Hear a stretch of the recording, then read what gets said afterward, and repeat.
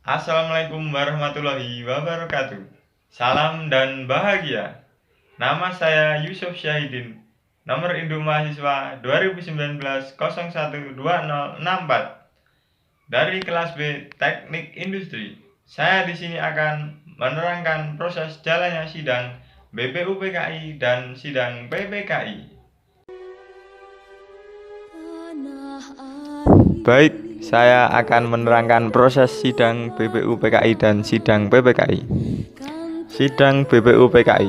BPUPKI atau Badan Penyelidikan Usaha Kemerdekaan Indonesia atau dalam bahasa Jepang yaitu Dokuritsu Jumbi Chosakai.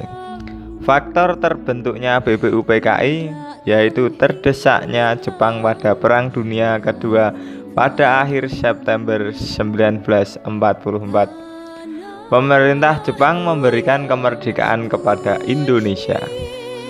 Tujuan Jepang membentuk BPUPKI yaitu menarik simpati rakyat Indonesia agar tidak melawan Jepang dan membantu Jepang dalam Perang Dunia Kedua. BPUPKI dibentuk dan diumumkan pada tanggal 1 Maret tahun 1945. Susunan anggota BPUPKI diketuai oleh Dr. Rajiman Widjodiningrat dan wakil oleh R.P. Suroso dan I.C. Bangase. Anggota BPUPKI yaitu 60 orang dari Indonesia dan 7 orang dari warga Jepang. Tugas BPUPKI yaitu mempelajari juga menyelidiki segala hal yang berkenaan dengan aspek ekonomi, politik, tata pemerintah, dan lain sebagainya yang sekiranya diperlukan dalam upaya-upaya pembentukan negara Indonesia sebagai bangsa yang merdeka dan berdaulat. Sidang yang pertama yaitu membahas tentang dasar negara pada tanggal 29 Mei 1945 sampai 1 Juni 1945. Ada 3 tokoh dalam perumusan dasar negara sidang pertama, yaitu Muhammad Yamin, Mr. Supomo, dan Insinyur Soekarno. Usulan yang pertama dari Muhammad Yamin yang mengusulkan 5 asas. Yang pertama yaitu peri kebangsaan, yang kedua peri kemanusiaan, yang ketiga peri ketuhanan, yang keempat peri kerakyatan, dan yang kelima kesejahteraan rakyat. Usulan yang kedua diberikan oleh Dr. Supomo, yaitu juga mengusulkan 5 asas. Yang pertama persatuan, kedua kekeluargaan, ketiga keseimbangan lahir dan batin, keempat musyawarah, dan kelima keadilan sosial.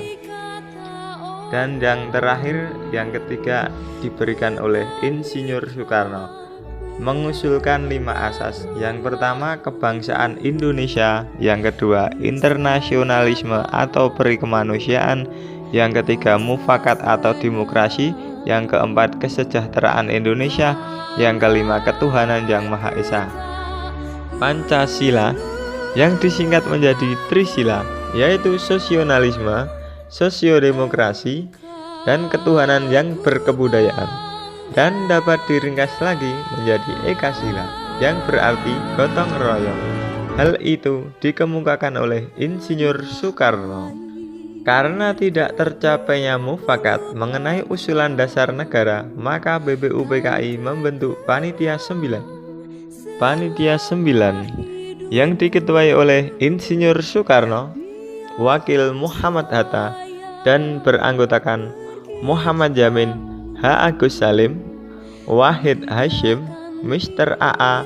Haramis, Ahmad Subarjo, Abi Kusno Jokro Suroso, dan Kahar Muzakir. Hasil kerja Panitia 9 yaitu Piagam Jakarta atau Jakarta Charter pada tanggal 22 Juni 1945 dengan nama yang diusulkan oleh Muhammad Yamin. Isi Piagam Jakarta dijadikan sebagai pembukaan Undang-Undang 1945 yang isinya: pertama, ketuhanan dengan kewajiban menjalankan syariat Islam bagi pemeluk-pemeluknya. Yang kedua, kemanusiaan yang adil dan beradab. Yang ketiga, persatuan Indonesia. Yang keempat, kerakyatan yang dipimpin oleh hikmat kebijaksanaan dalam permusyawaratan perwakilan. Yang kelima, keadilan sosial bagi seluruh rakyat Indonesia.